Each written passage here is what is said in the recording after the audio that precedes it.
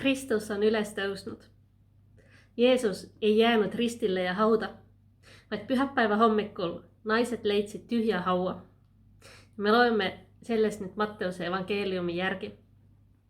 Aga kui hingamispäev oli möödas ja hakkas juba koitma nädala esimese päeva hommikul, tulid Maarja Magdaleena ja teine Maarja hauda vaatama. Ja ennäe, sündis suur maavärisemine, sest issanda ingel laskudes taevast tuli ja veeretas kivi kõrvale ja istus selle peale. Aga ta nägu oli nagu välg ja ta rõivat valget nagu lumi. Aga hirmust tema ees värisesid valvurid ja kukkusid maha nagu surnud.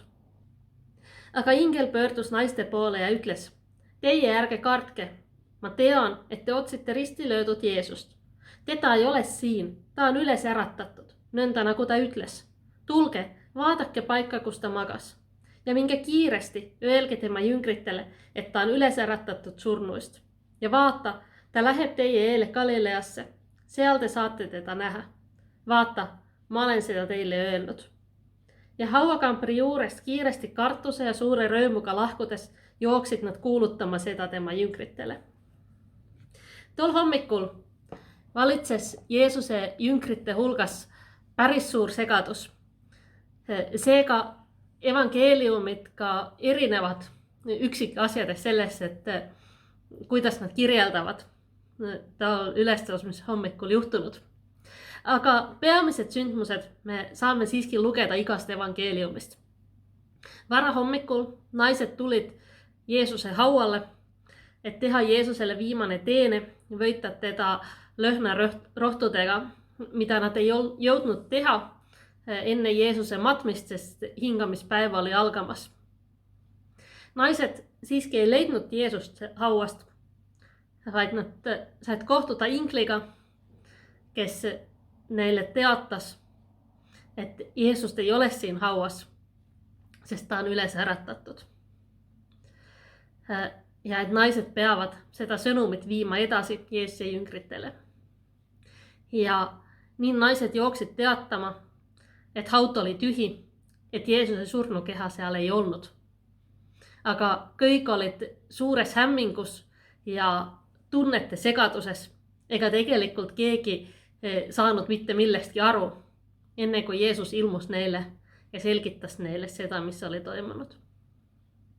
Ja on veel üks asi, mida ütleb iga evangelist.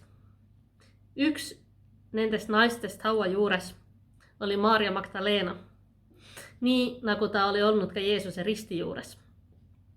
Aga kes see Maarja oli? Tema vastu on hiljem tuntud väga palju huvi. Tema kohta on kirjutatud isegi raamatuid ja tehtud filme, aga need põhinevad siiski peamiselt inimeste oma väljamõeldistele.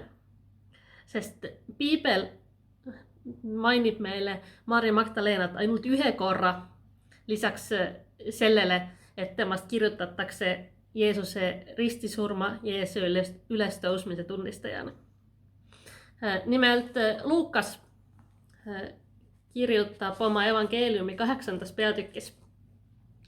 Mõni aeg hiljem rändas Jeesus linnast linna ja külast külla ning jutlustas ning kuulutas evangeeliumi Jumala riigist.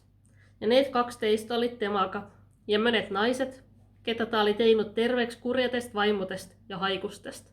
Maarja, keda hüütakse Magdaleenaks, kellest 7 kurja vaimu oli välja läinud, ja Johanna, Herodese varahoidja Kuusase naine ja Susanna ja palju teisi, kes neid aitasid oma varaga. Maarja Magdaleenat tutvustatakse meile siis Magdalast päris naiste rahvana, kellest Jeesus oli välja ajanud 7 kurja vaimu. Ja kes pärast seda pühitses oma elu Jeesuse teenimisele. Hilisemates traditsioonides on Maarjast tehtud ka see teises kohas piiblis mainitud patune naine, prostituud, aga sellist teooriat piibel üldse ei toeta, vaid piiblis need 2 on täiesti erinevad inimesed. Luuka kirjutatud lõigust me saame aru lihtsalt sellest, et see Maarja oli varakas nainen, võib-olla oli ta leseksi jäänyt, että sai iseseisvalta omaa varaa hallata. Ta oli ollut kurjatest vaimudest vaivattud ja kun Jeesus oli tätä vapastanut, siis ta liittus Jeesuksen jüngritte hulka ja nende oma varadega ka neid toetas. Markuse ja Johannese evankeeliumite järgi oli Maarja tegelikult ka esimene, kellele Jeesus ilmus pärast ülestõusmist. Ja loemme, mida Johannes kirjutas. Maarja seisis aga haua kõrval väljas ja nuttis. Kui ta nõnda nuttis, vaatas ta kummargil hauda ja nägi 2 valges riides inglit istuvat seal, kuhu oli pandud Jeesuse ihu, ühte peatsis ja teist jalutsis. Ja need ütlesid talle, naine, miks sa nuttad? Tema vastas neile, nad on mu isanda ära viinud ja ma ei tea, kuhu nad on ta pannud. Kui ta seda oli öelnud, pöördus ta ümber ja nägi Jeesust seismas, aga ta ei teadnud, et see on Jeesus. Jeesus ütles talle, naine, miks sa nuttad? Keda sa otsid? Maarja arvas ta aednikku olevat ja ütles talle, isand, kui sina oled ta ära kandnud, siis ütle mulle, kuhu sa ta panid ja ma ise toon ta ära. Ja Jeesus ütles talle, Maarja.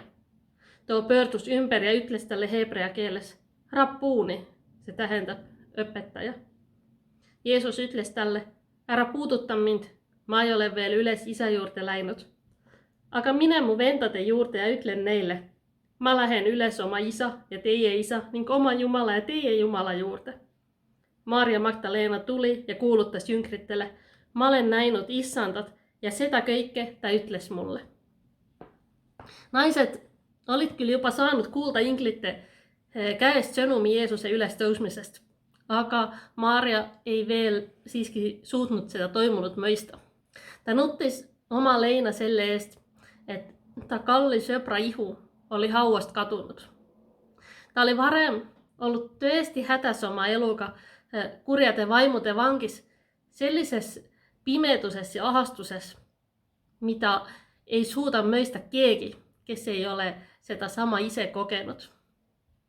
Rõõm ja kergendus vabaks saamisest oli kindlasti olnud väga-väga suured. Aga võib-olla oli nüüd ka seda suurem lein sellest kaotusest. Maarja oli saanud kogeda Jeesuse jumalikku väge. Kuidas nüüd oli võimalik, et kurja ja surma vallad olid saanud Jeesuse üle võidu? Ja mis Maarja nüüd pidi ise oma eluga tegema? Ja miks talle ei lubatud isegi Jeesust leinata, vaid Jeesuse ihu oli kuhugi ära viidud? Ja siis tuli Jeesus ta juurde. Millegipärast Maarja ei kohe tundnud Jeesust ära. Võib-olla oli ta nii leinast pimestatud. Ta ei suutnud mõista ülestõusmissõnumit, sest ta mõtted olid jäänud kinni sellesse, et ta peab Jeesuse ihu leidma. Tal ei olnud üldse meeles seda võimalust, et Jeesus võiks elavana ta ees seista. Aga siis Jeesus lausus ta nime, Maarja. Ja Maarja tundis ta kohe ära. Nii nagu Jeesus oli varem õpetanud, mu lambad tunnevad mu häält, hea karjase häält ja järgnevad mulle. Lein muutus siis rõõmuks. Jeesus oli jälle Maarja juures. Jeesus elas. Aga kõik ei saanud edasi jätkuda, nii nagu see oli varem olnud. Jeesus keelas Maarjat enesest kinni haaramast, nii nagu ta oleks tahtnud öelda, et nüüd ei ole aeg enam klammerduda kinni Jeesusesse, kes füüsiliselt inimesena siin maa peal kõnnib, vaid oli algamas uus aeg. Jeesus oli surmavalla võitjana üles tõusnud ja ta pidi varsti isa juurde minema. Ta ei jätaks oma sõpru üksinda, ta saadaks neile püha vaimu ja oleks püha vaimu läbi nende juures alati ja kus iganes nad oleksid. Veel mõned nädalad jüngrid pidid ootama püha vaimu välja valamist. Aga siis oli neil aeg minna ja kuulutada evankeliumit Jeesuse surmast ja ülestõusmisest, pattude andeks andmisest ja eluvõidust surma üle, uuest lootusest ja uuest elust Jeesuses. Maarja Magdalenat on vahel nimetatud apostlite apostliks, sest ta oli see, kes viis sõnumi Jeesuse ülestõusmisest apostlitele ehk siis Jeesuse jüngritele. Ja ma arvan, et nad ei olnud ka viimased, kellele ta seda sõnumit kuulutas. Esimene kohtumine Jeesusega oli vabastanud Maarja kurjadest vaimudest ja andnud ta elule uue suuna. Ja nüüd see kohtumine ülestõusnud Jeesusega vabastas ta leinast ja hirmust ja suunas ta elama uut elu ülestõusmise tõelisuses. Koos Jeesusega, koos Jumalaga, kes oli nüüd ka tema isa. Juba varem ta oli saanud kuulutada seda imet, mis ta oma elus oli toimunud. Ta oli saanud rääkida Jeesuse meelevallast kurjade vaimude üle. Ja nüüd ta oli kogenud veel suurema ime, millest teistele rääkida ja millele oma elu pühendada. Me oleme nendest videotest nüüd rääkinud mõnest inimesest, kelle elu Jeesuse ristitee ühel või teisel viisil puudutas. Evangeeliumid lõppevad selle ülestõusmislooga, aga paljudele meie tegelastele see oli siiski alles uue elu algus. Samuti on Jeesuse ristitee ja ülestõusmine viimaste 2000 aasta jooksul puudutanud miljonite või isegi miljardite inimeste elu. Meie sari lõpeb sellega, aga see lugu ei lõpe. Tegelikult Jeesuse ülestõusmine on alles algus. Sest küsimus ei ole ainult nendest inimestest 2000 aastat tagasi. Küsimus ei ole ka ainult nendest miljonitest inimestest nende 2000 aasta jooksul, vaid küsimus on minust ja sinust. See lugu läheb edasi meiega. Mis on sinu roll selles loos? Kuidas sina elad oma elu edasi koos ülestõusnud Jeesusega?